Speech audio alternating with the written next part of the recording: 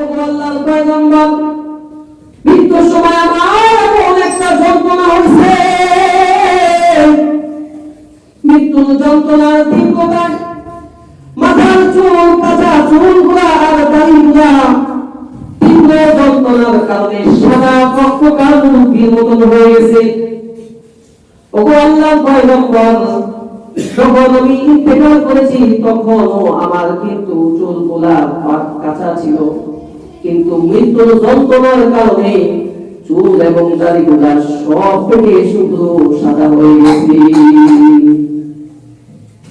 এখান থেকে বোঝা যায় আল্লাহর নবী হাদিসের মাঝে বলেন, মৃত্যুর সময় যদি কারো মৃত্যুর যন্ত্রণা হয় তাহলে ওই জন্মি এবং জ্বালাটা কিয়ামতের আগের দিন পর্যন্ত, কবরের থেকে ওঠার আগ পর্যন্ত কলিজার মধ্যে দাও দাও করে জ্বলতে থাকবে। হযরত মুসা আলাইহিস সালাতু ওয়াস সালামকে জিজ্ঞাসা করা হলো, আল্লাহর পয়গম্বর, আপনি তো আল্লাহ তাআলার সাথে কথা বলেন বিভিন্ন বিষয়ে, একটু আপনি কি বলবেন নাকি মৃত্যুর যন্ত্রণা কেমন আপনার কাছে? হযরত মুসা পয়গম্বর আলাইহিস সালাতু ওয়াস সালাম ডাক দিয়ে বলেন, আমার কাছে মৃত্যুর যন্ত্রণাটা এমন, তার জাতিকে ডাক দিয়ে বলতেছেন, একটা তাজা ছাগল অথবা একটা তাজা ভেড়া বা বকরি জবাই না করে যদি তার কাছ থেকে, তার শরীর থেকে যদি চামড়াটা টেনে টেনে আলাদা আলাদা করা হয়, তাহলে কোন বান্দার যদি মৃত্যুর যন্ত্রণা হয় তাহলে তার চাইতেও বেশি কঠিন এবং আযাবের মধ্যে সে থাকবে। আলহামদুলিল্লাহি নাহমাদুহু ওয়া নাস্তাঈনুহু ওয়া নাস্তাগফিরুহু ওয়া নু'মিনু বিহি ওয়া নাতাওয়াক্কালু আলাইহি ونعوذ بالله من شرور أنفسنا ومن سيئات أعمالنا من يهده الله فلا مضل له ومن يضلله فلا هادي له ونشهد أن لا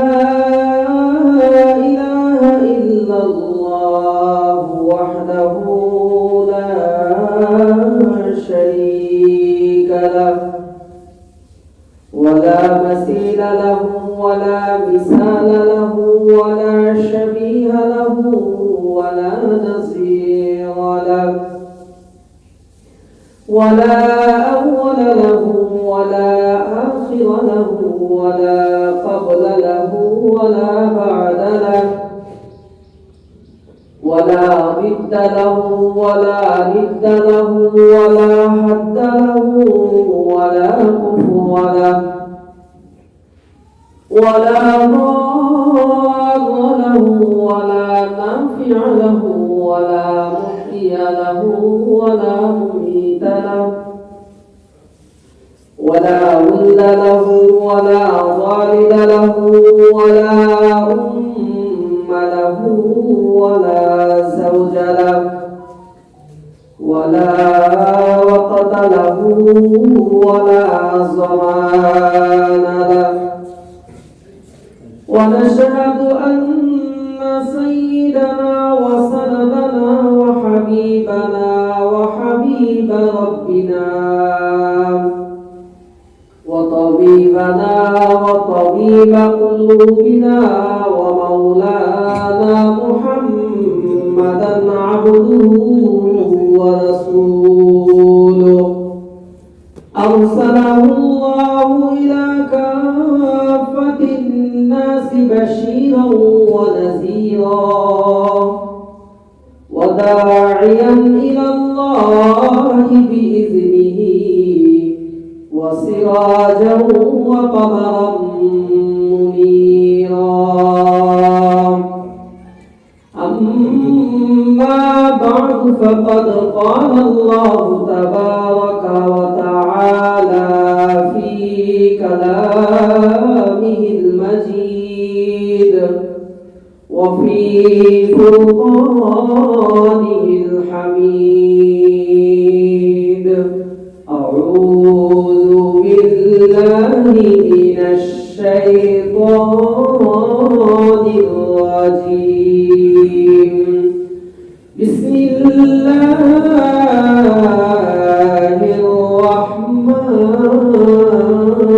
الرحيم. إن الله عنده علم الساعة وينزل الغيث ويعلم ما في الأرحام وما تدري نفس ماذا تكسب غدا وما تدري نفس بأي أرض تموت إن الله عليم خبير. وقال تعالى واعبد ربك حتى يأتيك اليقين. صدق الله مولانا العظيم وصدق رسوله النبي الكريم ونحن على ذلك من الشاهدين والشاكرين والحمد لله رب العالمين. وعن أبي هريرة رضي الله تعالى عنه قال رسول الله صلى الله عليه وسلم أكثروا ذكر هازم اللذات الموت أو كما قال عليه الصلاة والسلام. وقال النبي صلى الله عليه وسلم تحفة المؤمن الموت أو كما قال عليه الصلاة والسلام. محبوب درگاہ کبریا بلغ العلا بکماله شد روشن زمین و آسمان کشف الدجى بجماله مشتاق دیدار خدا حسنت جمیع خصاله نام المصطفى صلوا عليه وآله بلغ العلا بكماله كشف الدجى بجماله حسنت جميع خصاله صلوا عليه وآله محمد شهيد بلغ العلا بكماله كشف الدجى بجماله حسنت جميع خصاله صلوا عليه وآله. সকলে নামাজের জন্য শুরু করে দিন। اللهم صل على محمد وعلى آل محمد كما صليت على إبراهيم وعلى آل إبراهيم إنك حميد مجيد. اللهم بارك على محمد وعلى آل محمد كما باركت على إبراهيم وعلى آل إبراهيم إنك حميد مجيد. الحمد لله মহান আল্লাহ রাব্বুল আলামিনের দরবারে অসংখ্য অগণিত শুকরিয়া যে আল্লাহ সুবহানাহু ওয়া তাআলা পবিত্র জুমার দিনে জুমার নামাজ আদায় করার উদ্দেশ্যে আপনাকে এবং আমাকে দুনিয়াবি বিভিন্ন কাজ থেকে ফারেক করে যে মহান আল্লাহ সুবহানাহু ওয়া তাআলা অত্যন্ত দয়া এবং মায়া করে তার ঘরে তথা মসজিদ নামক স্থানে আসার মতন বসার মতন তৌফিক দান করেছেন। এই জন্য মালিকের দরবারে সকলে সমস্বরে মুহাব্বতের সহিত শুকরিয়া আদায় করে বলি আলহামদুলিল্লাহ। আমরা এখানে যারা আছি সকলেই আমরা কিন্তু মরণশীল। মরণ এমন একটা বিষয়, মৃত্যু এমন একটা বিষয়, পবিত্র কোরআনুল কারীমের মধ্যে বহু আয়াতের মধ্যে মৃত্যুর কথা বলা হয়েছে। এই দুনিয়ার মধ্যে আল্লাহ তাআলাকে বিশ্বাস করে না, আল্লাহ তাআলার রুবুবিয়তকে স্বীকার করে না, রব হিসাবে আল্লাহ তাআলাকে মানে না, এবং আল্লাহ তাআলার কোরআন প্রেরিত কিতাব সমূহকে মানে না, এবং যত রাসূল আল্লাহ তাআলার পক্ষ থেকে প্রেরণ হয়েছে তাদেরকেও মানে না, এমন ধরনের মানুষ দুনিয়াতে আছে। কিন্তু এই যে মানুষগুলো আছে, সমস্ত মানুষগুলাই অর্থাৎ আল্লাহ তাআলাকে মানা না সত্ত্বেও, কিতাব মানা না সত্ত্বেও, রাসূলদের উপর ঈমান আনা না সত্ত্বেও একটা জিনিসকে সকলেই মানে, সেটা হচ্ছে মউত অর্থাৎ মৃত্যু। পৃথিবীতে যত মানুষ আছে, যত ধর্ম আছে, সমস্ত ধর্মের মানুষ এটা মেনে নেয়। তাকে যদি জিজ্ঞাসা করেন আল্লাহ আছে, অনেকে যারা ঈমানদার তারা বলবে হ্যাঁ আল্লাহ আছে, একজন রব আছে। আর যারা এই রবকে স্বীকার করে না তারা বলবে যে না, রব আরো আছে। যে যেই পূজা করে, যে যেই ধর্মের, সেই ধর্ম অনুযায়ী সে সেই উত্তর দিবে। কিন্তু মৃত্যু সম্পর্কে যদি জিজ্ঞাসা করা হয় তাহলে সকলেই একমত, সকলেই একটাই উত্তর দিবে যে হ্যাঁ, মৃত্যু নামক জিনিস আমার কাছে আসবে, অথবা মৃত্যু নামক জিনিস আছে, ঠিক না? তো এই যে আল্লাহ রাব্বুল আলামিন আমাদেরকে 1400 বছর আগেই জানায় দিয়েছেন, এবং তারও আগে থেকে যখন আমাকে এবং আপনাকে হযরত আদম আলাইহিস সালাতু ওয়াস সালাম, আমাদের আদি পিতা, এই আমাদের আদি পিতার মাধ্যমে যে আমাদেরকে দুনিয়াতে প্রেরণ করছেন, তাকে বানানোর আগেও আল্লাহ রাব্বুল আলামিন দুইটি জিনিস সৃষ্টি করছেন। এক নাম্বার হচ্ছে হায়াত, দুই নাম্বার হচ্ছে মাউত। কিন্তু আমাদের নিজাম হচ্ছে আমরা আগে হায়াত পাই আর মৃত্যু আমাদের পরে আসে। কিন্তু সূরাতুল মুলুকের মধ্যে 2 নম্বর আয়াতের মধ্যে আল্লাহ রাব্বুল আলামিন আগে মৃত্যুর কথা বলেছেন, পরে হায়াতের কথা বলেছেন।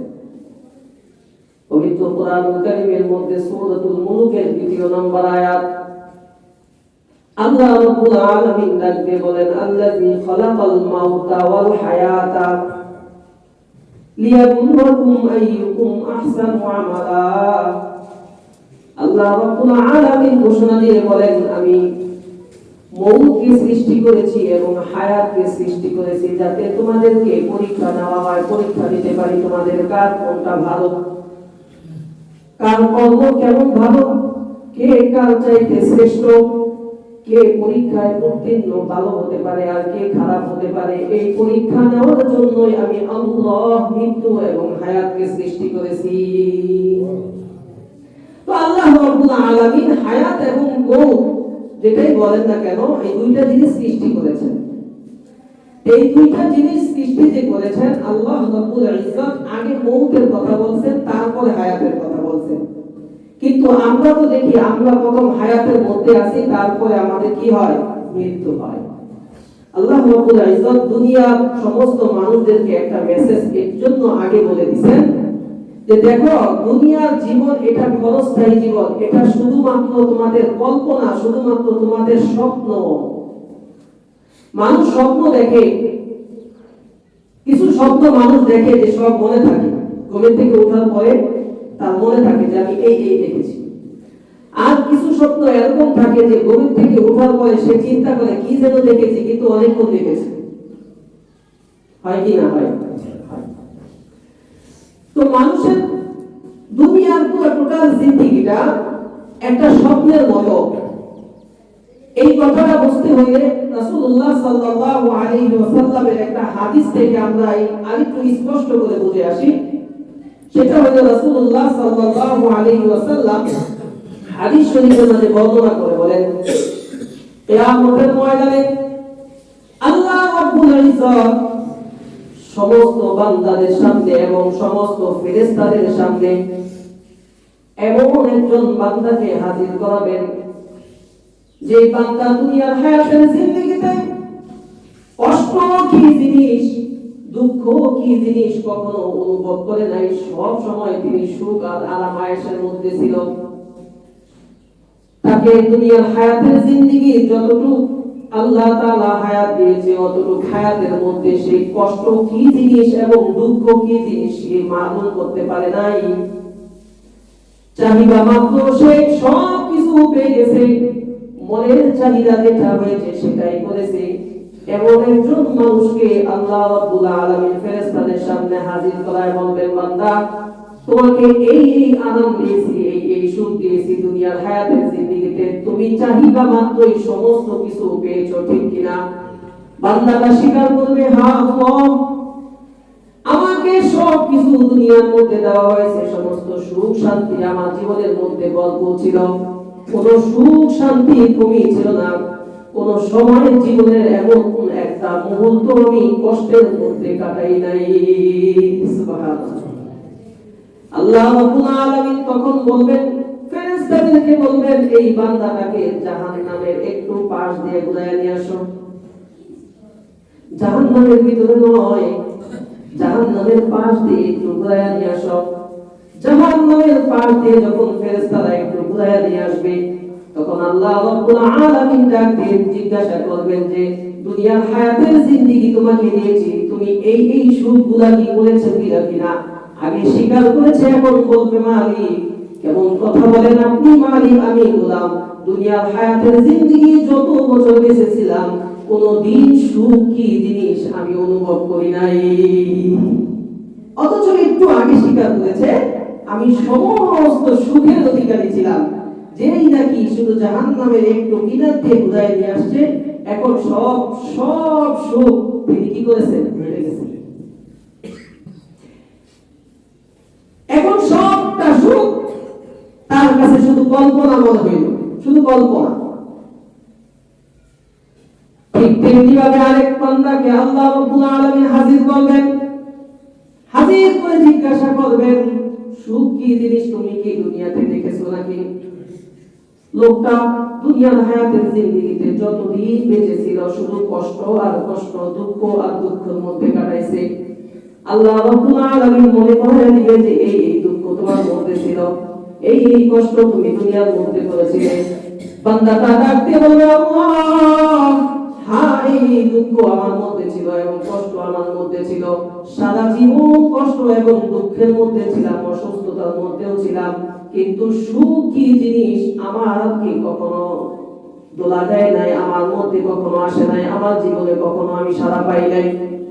আল্লাহ রাব্বুল আলামিন ডাকতে বলবেন, ফেরেশতারা এই বান্দাকে জান্নাতের গেটের সামনে থেকে একটু ঘুরাইয়া নিয়ে আসো। ফেরেশতারা আল্লাহ রাব্বুল আলামিনের হুকুম পাওয়ার সাথে সাথে জান্নাতের গেট থেকে যখন ঘুরাইয়া নিয়ে আসবে, সেই দুঃখ কষ্টের কথাগুলো আল্লাহ রাব্বুল আলামিন আবার স্মরণ করাইয়া দিবে যে এই দুঃখগুলো কি তুমি তোমার জীবনে হয়েছে নাকি? এই সুখ তোমার মধ্যে কি হয়েছে নাকি? এই কষ্ট তোমার মধ্যে কি হয়েছে নাকি? যা কিছু আল্লাহ রাব্বুল আলামিন কষ্ট পেলে সে কথা বলবে, বান্দাটা আল্লাহ রাব্বুল আলামিনকে ডাকতে বলবে, আল্লাহ জীবনের দুঃখ কি জিনিস আমার জিন্দেগিতে আমি কখনো পাই নাই। এই দুইজন বান্দা আল্লাহ তাআলার কাছে বলবে, আল্লাহ দুনিয়ার জিন্দেগিটা যে আমরা কাটায় আসছি, এই দুনিয়ার জিন্দেগিটা আমার এবং আপনার মাঝে যখন দাঁড়াইছি, এই দাঁড়ানোর আগ মুহূর্তে আমার কাছে এই গোটার জিন্দেগিটা আমার কাছে একটা স্বপ্ন মনে হয়েছে।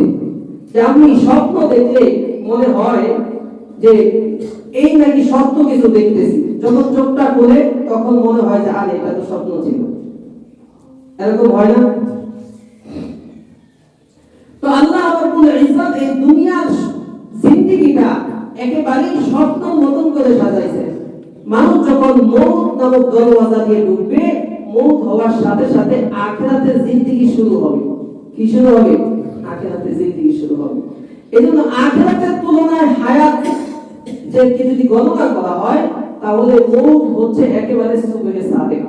মৌত কি দিনের সুবহে সাদেক মানে সকাল, একেবারে ভোর সকাল।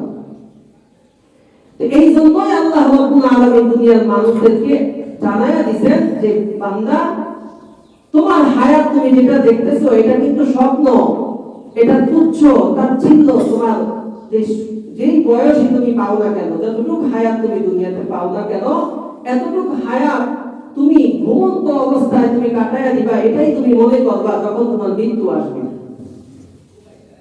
যখন তোমার মৃত্যু আসবে, একজন ঘুমন্ত ব্যক্তি যেরকম স্বপ্ন দেখে, তোমার টোটাল 60 বছর 70 বছর 100 বছর যতটুকু হায়াত তুমি পাও না কেন, টোটাল বছরটা তোমার কাছে একটা স্বপ্নই মনে হবে। এই জন্য আল্লাহ রাব্বুল আলামিন বলতেছেন প্রকৃত হায়াত এটা নয়, এটাকে তোমাকে পরীক্ষার হলে শুধু পাঠানো হয়েছে। ওই যে আল্লাহ তাআলা বলছে হায়াত এবং মওত আমি সৃষ্টি করেছি, অর্থাৎ এটা এই হায়াত দ্বারা দুনিয়ার অল্প সময়কে বোঝানো হয়েছে। প্রকৃত হায়াত হচ্ছে মৃত্যুর পরে যে হায়াত, সেই হায়াতই হচ্ছে প্রকৃত হায়াত।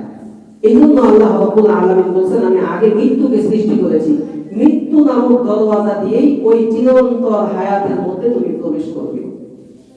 আল্লাযী খালাকাল মাউতা ওয়াল হায়াতা লিয়াবলুয়াকুম আইয়ুকুম আহসানু আমালা। অপর এক আয়াতে আল্লাহ রাব্বুল আলামিন বলতেছেন ওয়াবুদ রাব্বাকা হাত্তা ইয়াতিয়াকাল ইয়াকিন। মৃত্যুকে আল্লাহ রাব্বুল আলামিন মউত বলে নাই, ইয়াকিন শব্দ দ্বারা ব্যক্ত করেছেন। ইয়াকিন ইয়াকিন শব্দ হচ্ছে নির্দিষ্ট একটি সময় অথবা নির্দিষ্ট একটি সময়কালকে ইয়াকিন শব্দ বলা হয়। ইয়াকিন অর্থাৎ এমন নির্দিষ্ট সময় যে নির্দিষ্ট সময়ের পরে আর কোনো সময় নাই। অর্থাৎ হাত্তা ইয়াতিয়াকাল ইয়াকিন, এখানে আল্লাহ তাআলা বান্দাদেরকে হুকুম করেছেন ওয়াবুদ, বান্দা তুমি তোমার রবের ইবাদত বন্দেগীতে লিপ্ত থাকো। হাত্তা ইয়াতিয়াকাল ইয়াকিন, যতক্ষণ না পর্যন্ত তোমার কাছে ইয়াকিনী শব্দ তোমার কাছে না আসে, তার মানে মৃত্যু নামক জিনিস তোমার কাছে না আসে। এই জন্যই প্রথমেই বলেছিলাম যে সমস্ত ধর্মের মানুষ সব কিছু আলাদা আলাদা করতে পারে, কিন্তু মৃত্যু এমন একটা জিনিস, এটা সমস্ত ধর্মের মানুষ যে আল্লাহকে বিশ্বাস করে সেও স্বীকার করে, আর যে আল্লাহকে বিশ্বাস করে না সেও স্বীকার করে নেয় যে মৃত্যু নামক একটা দরওয়াজা অথবা মৃত্যু নামক একটা জিনিস আছে। এই জন্য মৃত্যু নামক দরওয়াজা যে আছে, মৃত্যু নামক দরওয়াজা দিয়ে প্রত্যেকটা প্রাণী, প্রত্যেকটা নফস এইটার স্বাদ আস্বাদন করবে। কি করবে? স্বাদ আস্বাদন করবে। আয়াতটা সবাই জানে, কুল্লু নাফসিন যায়িকাতুল মাউত। প্রত্যেকটা নফস, প্রত্যেকটা জান, প্রত্যেকটা আত্মা মৃত্যুর স্বাদ আস্বাদন করবে। তাফসীরের কিতাবের মধ্যে দেখে স্বাদ দুই ধরনের হয়। জিহ্বার মধ্যে কোনো একটা খাবার দিলে খাবারটা মিষ্টি না তিতা এটা বোঝা যায়। স্বাদ এমন হবে, কারো কারো স্বাদটা মৃত্যুর স্বাদটা খুব সহজ হবে, আর কারো কারো স্বাদটা খুব কঠিন হবে। এই জন্য আল্লাহ রাব্বুল আলামিন স্বাদ দ্বারা গ্রহণ করেছেন, স্বাদ দ্বারা ব্যক্ত করেছেন যে মৃত্যু প্রত্যেকটা নফসকে, প্রত্যেকটা নফস মৃত্যুর স্বাদ আস্বাদন করতে হবে। এই স্বাদটা মিষ্ট হতে পারে, আবার তিতাও হতে পারে। হযরত ঈসা আলাইহিস সালাতু ওয়াস সালামের জামানায় এক ব্যক্তিকে কবর থেকে হযরত ঈসা আলাইহিস সালাতু ওয়াস সালাম জীবিত করছেন। লোকেরা বলেছে আপনি যে হযরত আল্লাহ তাআলার পয়গম্বর, আল্লাহ তাআলার নবী, আপনি যে আল্লাহ তাআলার দাওয়াত দিতেছেন। তো গোত্রের লোকেরা, সমাজের লোকেরা জিজ্ঞাসা করলো যে আপনি আমাদেরকে একটা মুজিজা দেখান। ইতিপূর্বে আগে আরো অন্যান্য নবীরা কি করছে, তাদের জাতিকে মুজিজা দেখাইছে, আল্লাহ তাআলার পক্ষ থেকে কিছু অলৌকিক ঘটনা দেখাইছে। হযরত ঈসা আলাইহিস সালাতু ওয়াস সালামকে বলছে যে আপনি যদি এই কবরস্থানের সামনে নিয়ে গেছেন, নিয়ে যাওয়ার পরে বলছে যে আপনি যদি অমুকের ছেলে অমুক 100 বছর আগে সে ইন্তেকাল করছে, কয়শো বছর? 100 বছর। 100 বছর আগে ইন্তেকাল করছে, আপনি যদি তাকে জীবিত করে কথা বলাইতে পারেন এবং আমরা এটা যদি চাক্ষুষভাবে দেখতে পারি, তাহলে আমরা বিশ্বাস করব যে আপনি আল্লাহর পয়গম্বর বা নবী। তো হযরত ঈসা আলাইহিস সালাতু ওয়াস সালামের বিভিন্ন নবীকে তো আল্লাহ তাআলা বিভিন্ন মুজিজা দিবেন। ঈসা আলাইহিস সালাতু ওয়াস সালামকেও এমন একটা মুজিজা দিবেন যে মৃত ব্যক্তিকে জীবিত কইরা তিনি কথা বলতেন। সুবহানাল্লাহ, আরো জোরে বলেন সুবহানাল্লাহ।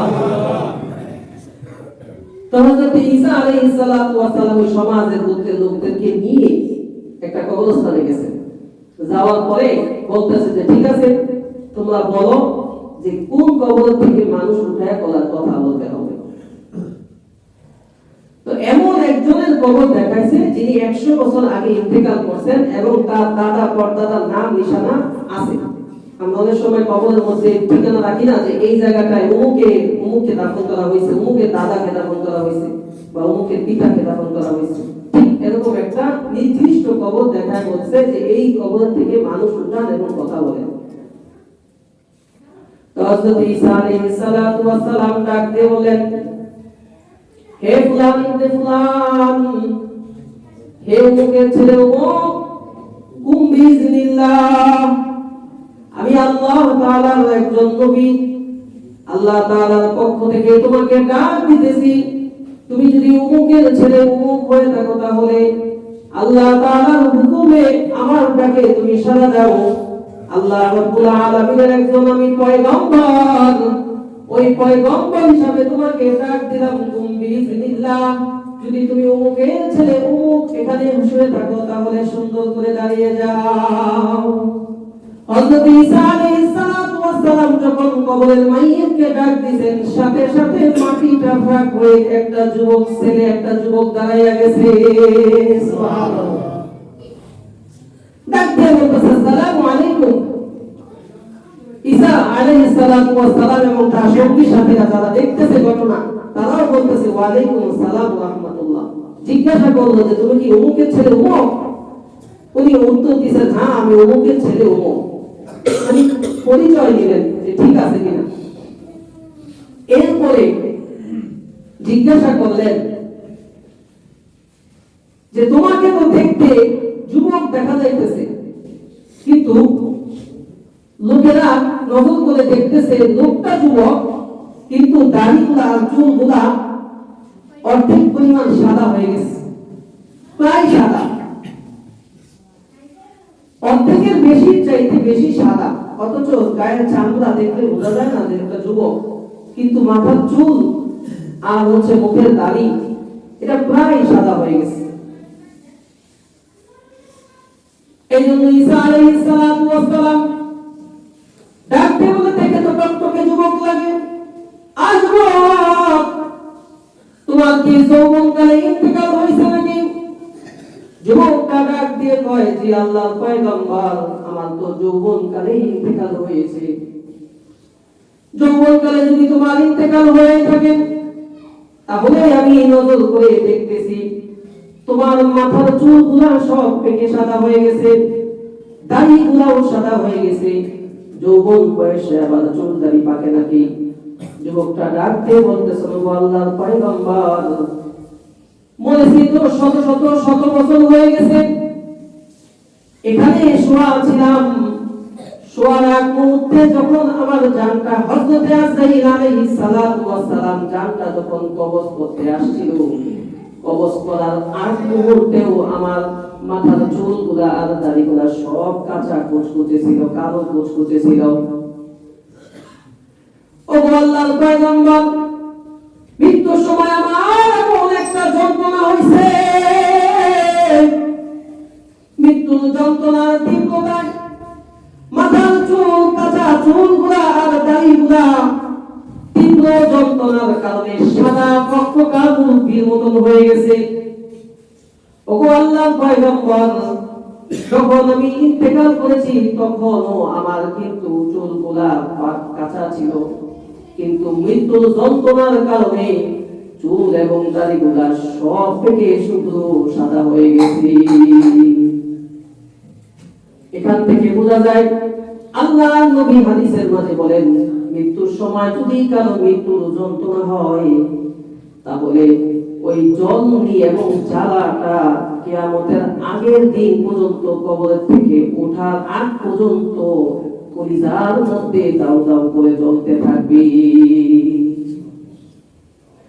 হযরত মুসা আলাইহিস সালাতু ওয়াস সালামকে জিজ্ঞাসা করা হলো আল্লাহর পয়গম্বর আপনি তো আল্লাহ তাআলার সাথে কথা বলেন বিভিন্ন বিষয়, একটু আপনি কি বলবেন নাকি মৃত্যুর যন্ত্রণা কেমন আপনার কাছে?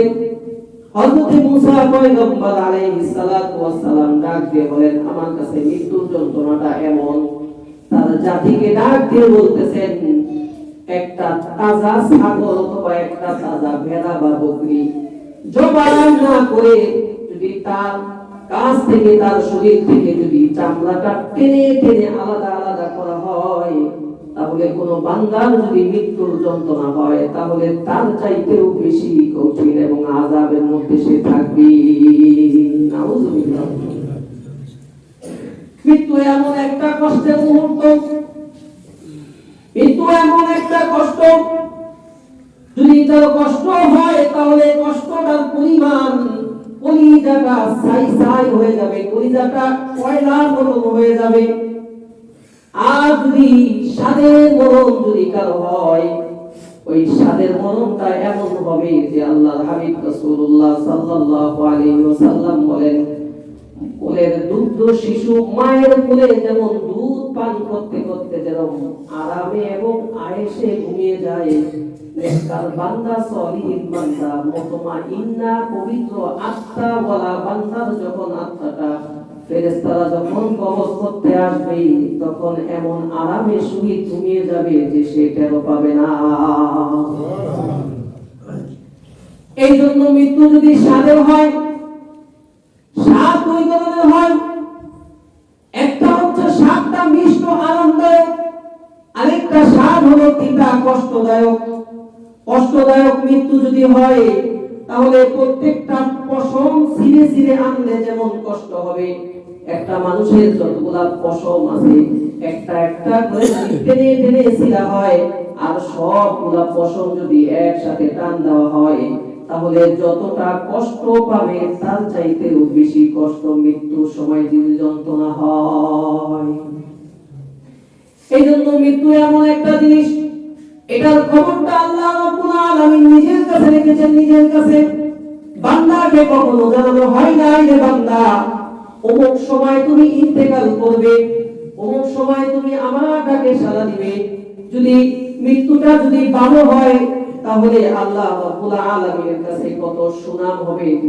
মৃত্যুর সময় যদি মৃত্যুর শান্তি হয় তাহলে কত খুশনসিব বান্দাটা হবে। আর মৃত্যুর সময় যদি কষ্ট হয় তাহলে বড় কপাল এবং দুর্ভাগা বান্দাটা হয়ে যাবে।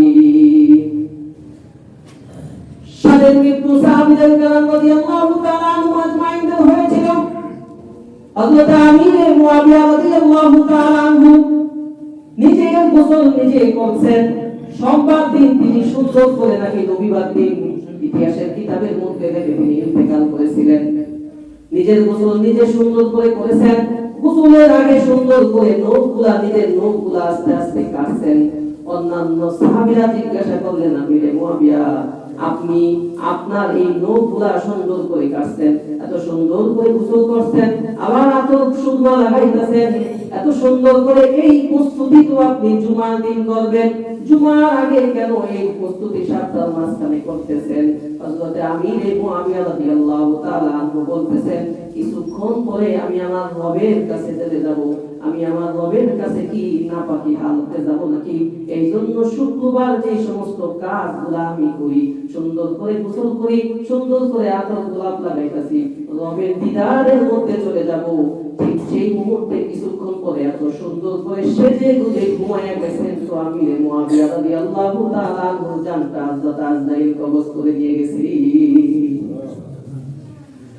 হযরত আবু বকর সিদ্দিক রাদিয়াল্লাহু তাআলা আনহুকে আল্লাহ নবী জীবিত অবস্থায় বলে গেছেন, হে আবু বকর, তোমার মৃত্যুর দিন তোমাকে আল্লাহ রাব্বুল আলামিন অভ্যর্থনা করে ডাক দিয়ে বলবেন, ইয়া আইয়াতুহান নাফসুল মুতমাইন্না, হে পবিত্র আত্মা, আসো আমার নিকট আসো।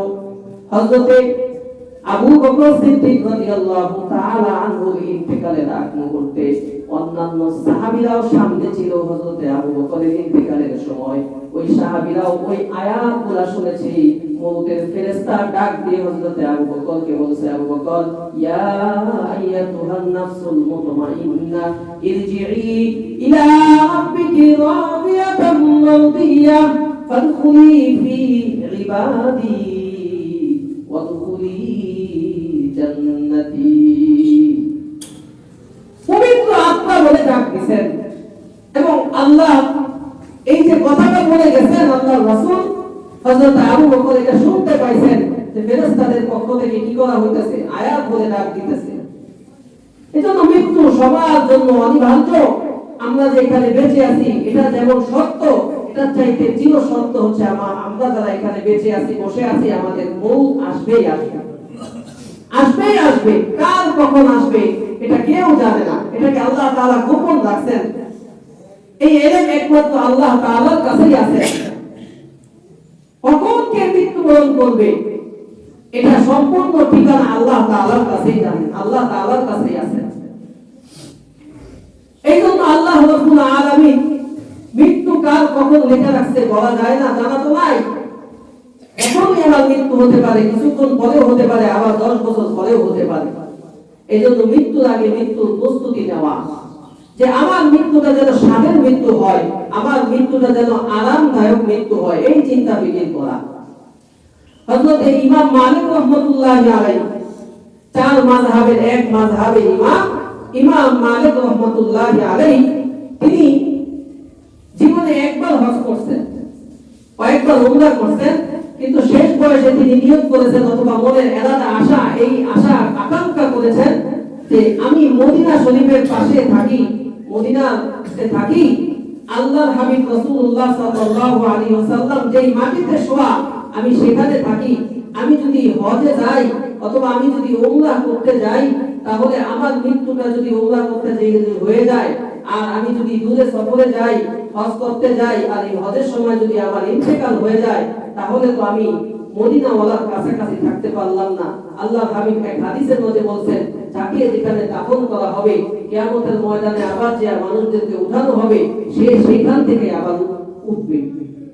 এই চিন্তা করে হযরত ইমাম মালিক রাহমাতুল্লাহি আলাইহি তিনি চিন্তা করলেন যে আমি মদিনাতেই থাকবো, আমার ইন্তেকাল যদি হয় তাহলে সবাই আমাকে মদিনাতেই দাফন কাফন করবে, তাহলে আমি আল্লাহর রাসূলের কাছাকাছি থাকবো, কেমন আশিক রাসূল। তো হজের সময় আসলো, লোকেরা বলল, হযরত আপনি হজে যাবেন নাকি?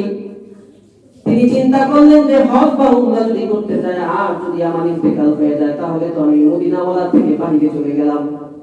আচ্ছা ঠিক আছে, দেখি ইস্তেখারা করে দেখি আমার হায়াত কতদিন আছে, হায়াত জানার জন্য কতদিন বেঁচে থাকবে এটা জানার জন্য ইস্তেখার নামাজ পড়ে রাতের বেলা ঘুমায় গেছে। রাতের বেলা ঘুমানোর সময় যেই মদিনা শরীফে তিনি ঘুমায়া স্বপ্ন দেখেছেন, তার স্বপ্নের মধ্যে মদিনাওয়ালা কামলিওয়ালা নবী মুহাম্মদুর রাসূলুল্লাহ সাল্লাল্লাহু আলাইহি ওয়াসাল্লাম হাজির হয়ে গেছে। সরকারে আলম নবী মুহাম্মদুর রাসূলুল্লাহ হযরত ইমাম মালিক রাহমাতুল্লাহি আলাইহি কিছুই বলে নাই, চুপ করে বসে ছিলেন আর হাতের 5টা আঙ্গুল তাকে দেখাইছিলেন।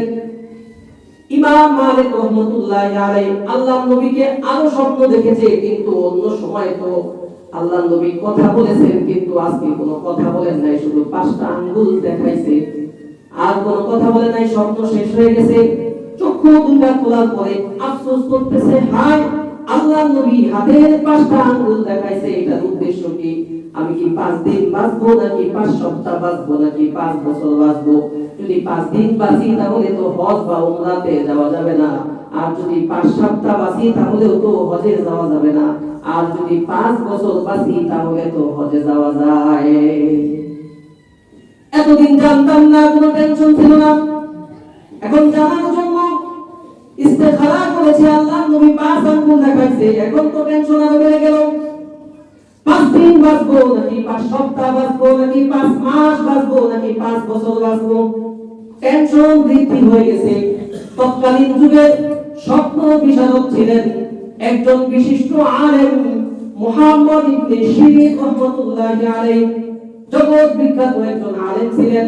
তিনি স্বপ্নের তাবির দিতেন, স্বপ্নের তাবির লোকদেরকে দিতেন।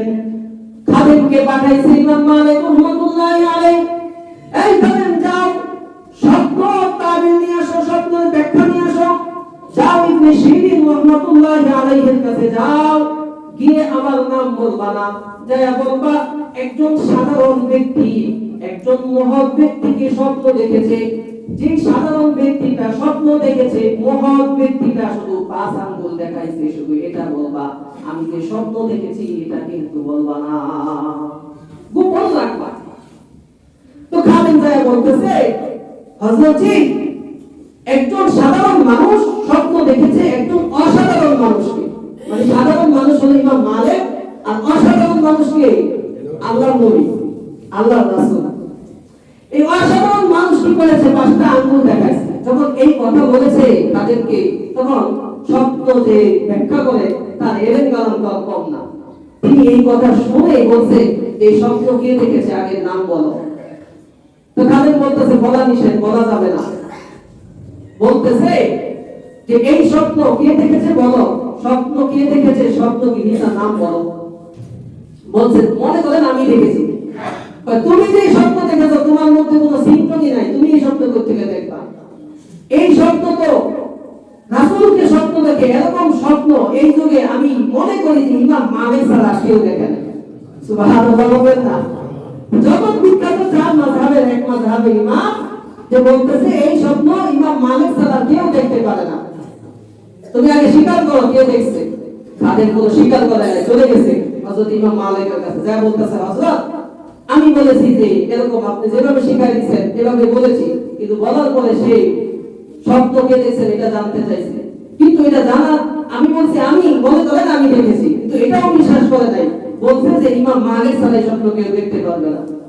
তো হযরত ইমাম মালিক বলে, এখন আর গোপন থেকে লাভ কি, প্রকাশ যেহেতু হয়ে গেছে, যা বলে বলো। ইমাম মালিক রাহমাতুল্লাহি আলাইহি স্বপ্নটা দেখেছে। হযরত ইমাম মালিক রাহমাতুল্লাহি আলাইহির নামটা বলছে যে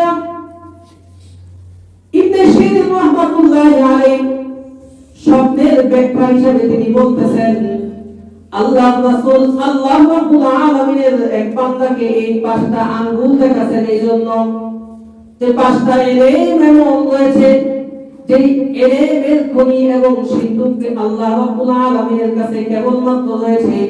কোন বান্দাকে 5 জিনিসের খবর দেওয়া হয় নাই, কোন নবী রাসূলকেও এই 5 জিনিসের খবর আল্লাহ তাআলা জানান নাই। আল্লাহ তাআলার গোপন সিন্ধুকের মধ্যে এই 5টা খবর রয়েছে। এই 5টা খবর আপনার স্বপ্নের ব্যাখ্যা আল্লাহ রাব্বুল আলামিনের সূরাতুল লুকমানের শেষ আয়াতের এই 5টা খবর আল্লাহর হাবিব রাসূলুল্লাহ সাল্লাল্লাহু আলাইহি ওয়াসাল্লাম হযরত ইমাম মালিক রাহমাতুল্লাহি আলাইহি কে দেখায় বুঝাইছেন যে 5 জিনিসের খবর আল্লাহ রাব্বুল আলামিনের কাছে আছে। সুতরাং নবীর মুখ বন্ধ, নবী ওই 5 জিনিসের খবর জানে না। আল্লাহ রাব্বুল আলামিনের কাছে এই 5টা খবর রয়েছে।